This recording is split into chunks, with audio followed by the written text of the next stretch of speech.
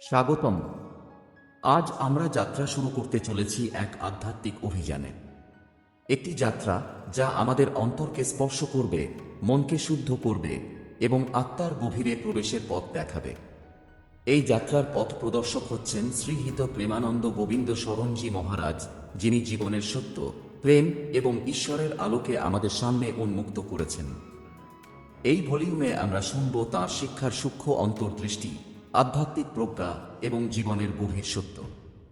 আপনি যদি খুঁজছেন শান্তি, আত্মবিশ্বাস এবং জীবনের উদ্দেশ্য, এই অধ্যায়গুলো আপনাকে সেই পথ দেখাবে। তাই গভীর নিঃশ্বাস নিন, মনকে শিথিল করুন এবং চলুন একসাথে যাত্রা শুরু করি। আধ্যাত্মিক জাগরণের পথে। অধ্যায় 1, আধ্যাত্মিক যাত্রার সূচনা। প্রিয় শ্রোতা, চলুন আজ আমরা এক অদ্ভুত এবং গভীর যাত্রা শুরু করি। এই যাত্রা আমাদের মনের ভিতর প্রবেশ করবে, আমাদের আত্মার গভীরতম কোণে আলো জ্বালাবে। এই আলোই আমাদের সত্যিকারের জাগরণের পথ দেখাবে। শ্রীহিত প্রেমানন্দ গোবিন্দ শরণজী মহারাজ আমাদের শেখান, জীবনের আসল অর্থ হল অন্তরের শান্তি ও ঈশ্বরের সাথে মিলনের অনুভূতি। তিনি বলেছেন, মানুষ যতই জ্ঞানী হোক, যতই শক্তিশালী হোক, যদি তার অন্তরে শান্তি না থাকে, সে কখনো প্রকৃত সুখ অনুভব করতে পারবে না। মহারাজের জীবন আমাদের শেখায় যে আধ্যাত্মিকতা কোনো আলাদা জীবনযাত্রা নয়, বরং প্রতিদিনের জীবনের প্রতিটি মুহূর্তে ঈশ্বরের উপস্থিতি অনুভব করা। ছোট ছোট কাজ, নিঃশব্দ ধ্যান, সহানুভূতি, প্রেম, এই সবই আমাদের আধ্যাত্মিকতার অনন্য অধ্যায়। একবার মহারাজ বলেছিলেন, জীবনের প্রতিটি ধ্বনিতে ঈশ্বরের সঙ্গ আছে। শুধু আমাদের চোখ ও অন্তর সেই সঙ্গ শুনতে শেখা দরকার। আজ আমরা অধ্যায়ের শুরুতেই শিখব, যত বেশি আমরা নিজের অন্তরে যাত্রা করি, তত বেশি আমরা বাইরের জীবনের সত্য উপলব্ধি করি। এই অধ্যায়ের মাধ্যমে আমরা শিখব কিভাবে মনকে শান্ত করা যায়, কিভাবে ভয় ও উদ্বেগকে দূর করা যায় এবং কিভাবে আত্মার সাথে এক হওয়া যায়। প্রিয় বন্ধুরা, চোখ বন্ধ করুন, গভীর নিঃশ্বাস নিন এবং মনকে প্রস্তুত করুন এক রহস্যময়, গভীর এবং শান্ত যাত্রার জন্য। আজ আমরা কেবল একটি গল্প শুনব না, আমরা এক আধ্যাত্মিক অভিজ্ঞতার অংশ হব। শুরু হোক আমাদের আধ্যাত্মিক জাগরণের যাত্রা। অধ্যায় 2, আত্মার সন্ধান। জীবনের প্রতিটি মুহূর্ত আমাদের কাছে নতুন প্রশ্ন নিয়ে আসে। আমরা অনেক সময় বাইরে খুঁজি সুখ, শান্তি এবং প্রজ্ঞা, কিন্তু মহারাজ আমাদের মনে করিয়ে দেন, সত্যিকারের সন্ধান আমাদের নিজের ভিতরে। শ্রীহিত প্রেমানন্দ গোবিন্দ শরণজী মহারাজ বারবার বলেছেন, আত্মার সাথে সংযোগ স্থাপন করলে জীবন স্বাভাবিকভাবেই সুন্দর হয়ে ওঠে। তখন আমাদের অন্তরে থাকে শান্তি এবং বাইরের সমস্যাগুলো সহজ হয়ে যায়। আজ আমরা অধ্যায় শিখব কিভাবে মনকে নিয়ন্ত্রণ করা যায়, কিভাবে আবেগের ঝড়ের মধ্যে স্থিতিশীল থাকা যায় এবং কিভাবে নিজেকে চেনার মাধ্যমে জীবনের উদ্দেশ্য খুঁজে পাওয়া যায়। মহারাজ বলেন, যে ব্যক্তি নিজের অন্তরের দিকে তাকায়, সে কখনো একা নয়। ঈশ্বর সর্বদা তার সাথে আছে। সে শুধু তা অনুভব করতে শিখতে হবে। আত্মার সন্ধান মানে শুধুমাত্র ধ্যান করা নয়, এটি মানে আমাদের দৈনন্দিন কাজেও সচেতন থাকা, অন্যের প্রতি সহানুভূতিশীল হওয়া এবং নিজের জীবনে সত্যের প্রতি অটল থাকা। প্রিয় শ্রোতা, আজ আমরা শিখব, যখন মন ও আত্মা একসাথে কাজ করে, তখন জীবনের প্রতিটি মুহূর্ত পূর্ণতা লাভ করে। আমরা শিখব কিভাবে ছোট ছোট অনুশীলনের মাধ্যমে আমাদের জীবনকে ধীরে ধীরে আধ্যাত্মিকতার দিকে নিয়ে যাওয়া যায়। এভাবেই আমাদের যাত্রা অব্যাহত থাকে। ধীরে ধীরে আমরা নিজের অন্তরের অজানা গহ্বরে প্রবেশ করি এবং জীবনের সত্যিকারের আলো খুঁজে পাই। অধ্যায় 3, ধ্যান ও চেতনা প্রবাহ। প্রিয় শ্রোতা, জীবনের ব্যস্ততা আমাদের মনকে অব্যাহতভাবে ছড়িয়ে দেয়। আমরা ভাবি, কাজ, দায়িত্ব, চিন্তা, সবকিছুতেই আমরা আবদ্ধ। কিন্তু মহারাজ আমাদের শেখান, যদি আমরা সচেতনভাবে ধ্যান করতে শিখি, মনকে স্থির করতে পারি, তখন জীবনের প্রতিটি ক্ষণই পূর্ণ হয়ে ওঠে। শ্রীহিত প্রেমানন্দ গোবিন্দ শরণজী মহারাজ বলেন, ধ্যান শুধু বসে থাকা নয়, এটি মানে হলো নিজের অন্তরের দিকে মনোযোগ দেওয়া, চেতনাকে বিশুদ্ধ করা এবং ঈশ্বরের সাথে একাত্ম হওয়া। এই অধ্যায়ে আমরা শিখব কিভাবে প্রতিদিনের ছোট ছোট ধ্যান অনুশীলন আমাদের মানসিক শান্তি এবং আধ্যাত্মিক উন্নতির জন্য সাহায্য করে। যখন আমরা নিঃশব্দে বসে নিজের শ্বাস, নিজের হৃদয়ের স্পন্দন, নিজের ভাবনা পর্যবেক্ষণ করি, তখন আমরা দেখি মন কতটাই অশান্ত ছিল এবং ধ্যানের মাধ্যমে তা কতটা শান্ত হয়ে আসে। মহারাজ বলেছেন, ধ্যান হলো আত্মার সাথে মেলবন্ধন। এটি সেই শক্তি যা আমাদের জীবনকে পরিবর্তন করে, ভয়কে দূর করে এবং সত্যিকারের সুখ উপহার দেয়। আজ আমরা শিখব কিভাবে চেতনা প্রবাহকে নিয়ন্ত্রণ করা যায়, কিভাবে নিজের আবেগ এবং চিন্তাকে লক্ষ্যবস্তুতে আনা যায় এবং কিভাবে ধ্যানের মাধ্যমে আমরা নিজের অন্তরের গভীরতার সাথে সংযোগ স্থাপন করতে পারি। প্রিয় শ্রোতা, প্রতিটি ধ্যান মুহূর্ত আমাদের জীবনের আলোকিত পথ প্রদর্শন করে। আমরা ধীরে ধীরে বুঝতে পারি যে জীবনকে আমরা সচেতনভাবে বাঁচাই, সেটিই প্রকৃত অর্থের জীবন। এইভাবেই আমাদের আধ্যাত্মিক যাত্রা অব্যাহত থাকে। প্রতিটি ধ্যান মুহূর্ত আমাদের অন্তরকে শক্তিশালী করে, আমাদের জীবনকে পূর্ণ করে। অধ্যায় 4, আত্মবিশ্বাস ও অন্তরের শক্তি। জীবনের প্রতিটি সমস্যা এবং প্রতিটি চ্যালেঞ্জ আমাদের সামনে আসে নতুন পাঠ নিয়ে। কিন্তু মহারাজ আমাদের স্মরণ করান, যদি আমরা নিজের অন্তরের শক্তিকে চিনতে পারি, আমরা কোনো শক্তির কাছে অসহায় হই না। শ্রীহিত প্রেমানন্দ গোবিন্দ শরণজি মহারাজ বলেছেন, আত্মবিশ্বাস হল আধ্যাত্মিক শক্তির মূল চাবিকাঠি। যে ব্যক্তি নিজের অন্তরের শক্তিকে বিশ্বাস করে, সে জীবনের প্রতিটি অন্ধকার মুহূর্তকে আলোর দিকে পরিণত করতে পারে। এই অধ্যায়ে আমরা শিখব কিভাবে ভয়, সন্দেহ এবং অনিশ্চয়তা দূর করা যায়, কিভাবে আমরা আমাদের অন্তরের শক্তি চেনে এবং জীবনের প্রতিটি মুহূর্তে তা প্রয়োগ করতে পারি। মহারাজ বলেন, আপনি যদি নিজের অন্তরের শক্তির প্রতি বিশ্বাস স্থাপন করেন, তাহলে বাইরের কোনো পরিস্থিতি আপনাকে দমাতে পারবে না। আত্মার শক্তি আমাদের চেতনাকে স্থির রাখে, আমাদের মনকে শক্তিশালী করে এবং আমাদের জীবনকে সুন্দর করে। প্রিয় শ্রোতা, আজ আমরা শিখব, যখন আমরা নিজের অন্তরে আত্মবিশ্বাস স্থাপন করি, তখন আমাদের কাজের প্রতি দৃষ্টি স্থির হয়, আমাদের সম্পর্ক সুন্দর হয় এবং আমরা জীবনের প্রকৃত উদ্দেশ্য অনুভব করতে পারি। এই অধ্যায়ের মাধ্যমে আমরা বুঝতে পারি যে আত্মবিশ্বাস কেবল মানসিক শক্তি নয়, এটি একটি আধ্যাত্মিক শক্তি যা আমাদের জীবনের প্রতিটি ক্ষেত্রে আলোকিত করে। এভাবেই আমাদের আধ্যাত্মিক যাত্রা এগিয়ে চলে, আমরা প্রতিটি মুহূর্তে নিজের অন্তরের শক্তিকে অনুভব করি এবং জীবনকে নতুন দৃষ্টিতে দেখি। অধ্যায় 5, প্রেম ও সহানুভূতির শক্তি। জীবনের সত্যিকারের শক্তি কেবল মনোযোগ বা জ্ঞানেই সীমাবদ্ধ নয়। মহারাজ আমাদের শেখান, প্রেম এবং সহানুভূতি হল আধ্যাত্মিক জীবনের প্রকৃত শক্তি। শ্রীহিত প্রেমানন্দ গোবিন্দ শরণজি মহারাজ বলেছেন, যে ব্যক্তি অন্যের প্রতি সত্যিকারের প্রেম এবং সহানুভূতি প্রকাশ করে, তার অন্তর কখনো শূন্য হয় না। সে নিজেও শান্ত, অন্যকেও শান্ত করে। এই অধ্যায়ে আমরা শিখব কিভাবে আমরা আমাদের দৈনন্দিন জীবনে প্রেম এবং সহানুভূতি তৈরি করতে পারি, কিভাবে ছোট ছোট কাজ, সদয় কথা এবং সহানুভূতিশীল মনোভাব আমাদের জীবনকে পূর্ণতা দেয়। মহারাজ বলেন, প্রেম শুধু অনুভূতি নয়, এটি একটি শক্তি। এটি আমাদের ভেতরের অন্ধকার দূর করে, আমাদের অন্তরে আলো জ্বালায় এবং আমাদের জীবনের প্রতিটি সম্পর্ককে শক্তিশালী করে। প্রিয় শ্রোতা, আজ আমরা বুঝব, যে সময় আমরা নিজের অন্তরের প্রেমকে জীবনের প্রতিটি মুহূর্তে প্রয়োগ করি, তখন আমাদের জীবন কেবল সুখী হয় না, আমরা অন্যের জন্য আলোকিত হয়ে উঠি। এইভাবেই আমাদের আধ্যাত্মিক যাত্রা অগ্রসর হয়। আমরা শিখি যে জীবনকে প্রেম এবং সহানুভূতির দৃষ্টিকোণ দিয়ে দেখা যায়, সেটি প্রকৃত অর্থের জীবন। প্রিয় শ্রোতা, আমাদের আধ্যাত্মিক যাত্রা এখন মধ্যবর্তী পর্যায়ে প্রবেশ করেছে। এই যাত্রায় আমরা শিখেছি মনকে শান্ত রাখা, নিজের অন্তরের শক্তি চেনা, ধ্যানের মাধ্যমে চেতনাকে প্রসারিত করা এবং প্রেম ও সহানুভূতির শক্তিকে জীবনে প্রয়োগ করা। এখন আমরা আরও গভীরে প্রবেশ করব।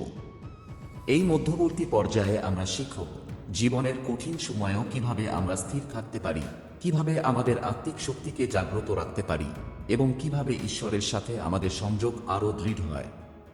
চলুন এই নতুন অধ্যায়ে আমরা আবার একসাথে যাত্রা শুরু করি। অধ্যায় 6, স্থিরতা ও অন্তরের দৃষ্টি। জীবনের ওঠানামার মধ্যে আমরা প্রায়ই নিজেকে হারিয়ে ফেলে থাকি। আমাদের চিন্তা, আবেগ, দায়িত্ব সব মিলিয়ে মন অনিয়ন্ত্রিত হয়ে যায়। মহারাজ আমাদের স্মরণ করান, স্থিরতা হল আধ্যাত্মিক জীবনের মূল স্তম্ভ। শ্রীহিত প্রেমানন্দ গোবিন্দ শরণজি মহারাজ বলেছেন, যে ব্যক্তি স্থির থাকে, সে জীবনের অশান্ত মুহূর্তেও শান্ত থাকে। স্থিরতা চেতনার গভীরে প্রবেশ করার পথ তৈরি করে। এই অধ্যায়ে আমরা শিখব কিভাবে জীবনের ঝড়ের মাঝেও আমরা স্থির থাকতে পারি, কিভাবে মনকে বিভ্রান্তি থেকে মুক্ত রাখা যায় এবং কিভাবে নিজের অন্তরের দিকে দৃঢ় দৃষ্টি রাখার মাধ্যমে জীবনের প্রতিটি পরিস্থিতি সহজভাবে মোকাবিলা করা যায়। মহারাজ বলেন, স্থিরতা মানে কেবল বসে থাকা নয়, এটি হলো নিজের মন, নিজের ভাবনা এবং নিজের চেতনার উপর নিয়ন্ত্রণ রাখা। স্থিরতা একজনকে জীবনের গভীর সত্যের সাথে একত্রিত করে। প্রিয় শ্রোতা, আজ আমরা বুঝব, স্থিরতা আমাদের আধ্যাত্মিক শক্তিকে শক্তিশালী করে, আমাদের জীবনকে সুসংগঠিত করে এবং আমাদের জীবনের প্রতিটি মুহূর্তকে পূর্ণতা দেয়। এভাবেই আমাদের যাত্রা এগিয়ে চলে, আমরা প্রতিটি মুহূর্তে নিজের চেতনার গভীরতার দিকে নজর দিই এবং জীবনের প্রকৃত অর্থ উপলব্ধি করি। অধ্যায় 7, আত্মসমর্পণ ও ঈশ্বরের সাথে মিলন। জীবনের সবচেয়ে গভীর শিক্ষা হল আত্মসমর্পণ। মহারাজ আমাদের স্মরণ করান, যখন আমরা নিজের ইচ্ছে, আমাদের অহংকার এবং আমাদের সীমাবদ্ধতাকে ঈশ্বরের হাতে সমর্পণ করি, তখন জীবনের সত্যিকারের আনন্দ এবং শান্তি আসে। শ্রীযুত প্রেমানন্দ গোবিন্দ শরণজি মহারাজ বলেন, আত্মসমর্পণ মানে নিজের আত্মাকে ঈশ্বরের প্রতি উন্মুক্ত করা। এটি কোনো দুর্বলতার প্রকাশ নয়, বরং এটি সর্বোচ্চ শক্তির চেতনা। এই অধ্যায়ে আমরা শিখব কিভাবে আমরা নিজের অহংকার, ক্ষোভ ও আবেগকে নিয়ন্ত্রণ করে ঈশ্বরের ইচ্ছার সাথে মিলিত হতে পারি। আত্মসমর্পণ আমাদের মনে স্থিরতা এবং শক্তি নিয়ে আসে এবং জীবনের প্রতিটি প্রতিকূল পরিস্থিতিতে আমরা শান্ত থেকে যেতে পারি। মহারাজ বলেন, যে ব্যক্তি নিজের মন, চিন্তা এবং কাজ ঈশ্বরের প্রতি উৎসর্গ করে, সে কখনো একা নয়। ঈশ্বর তার সাথে থাকেন এবং তাকে সঠিক পথে পরিচালিত করেন। প্রিয় শ্রোতা, আজ আমরা বুঝব, আত্মসমর্পণ মানে জীবনের প্রতিটি মুহূর্তে ঈশ্বরের উপস্থিতিকে অনুভব করা। এটি আমাদের জীবনের পথকে সহজ করে, আমাদের অন্তরে শান্তি নিশ্চিত করে এবং আমাদের আত্মাকে পূর্ণতা দেয়। এভাবেই আমাদের আধ্যাত্মিক যাত্রা এগিয়ে চলে। আমরা ধীরে ধীরে শিখি কিভাবে আমাদের চিন্তা, আমাদের মন এবং আমাদের হৃদয় ঈশ্বরের সাথে মিলিত হতে পারে। অধ্যায় 8, ধৈর্য ও আত্মশক্তি। জীবনের পথে আমরা অনেক বাধা এবং চ্যালেঞ্জের মুখোমুখি হই, কিন্তু মহারাজ আমাদের মনে করান, ধৈর্য এবং আত্মশক্তি আমাদের জীবনের প্রকৃত শক্তি। শ্রীযুত প্রেমানন্দ গোবিন্দ শরণজি মহারাজ বলেছেন, ধৈর্য মানে শুধু অপেক্ষা করা নয়, এটি হলো জীবনের প্রতিটি মুহূর্তে স্থির থাকা, নিজের চেতনা ও আত্মাকে শক্তিশালী রাখা। এই অধ্যায়ে আমরা শিখব কিভাবে আমরা জীবনের প্রতিকূল পরিস্থিতিতেও স্থির থাকতে পারি, কিভাবে ধৈর্য ধরে আমরা আমাদের লক্ষ্য অর্জন করতে পারি এবং কিভাবে নিজের আত্মশক্তি দিয়ে সমস্ত সমস্যা সমাধান করা যায়। মহারাজ বলেন, যে ব্যক্তি ধৈর্য ধারণ করে, তার মন শক্তিশালী হয়, তার আত্মা স্থির থাকে এবং সে জীবনের প্রতিটি মুহূর্তে সঠিক সিদ্ধান্ত নিতে সক্ষম হয়।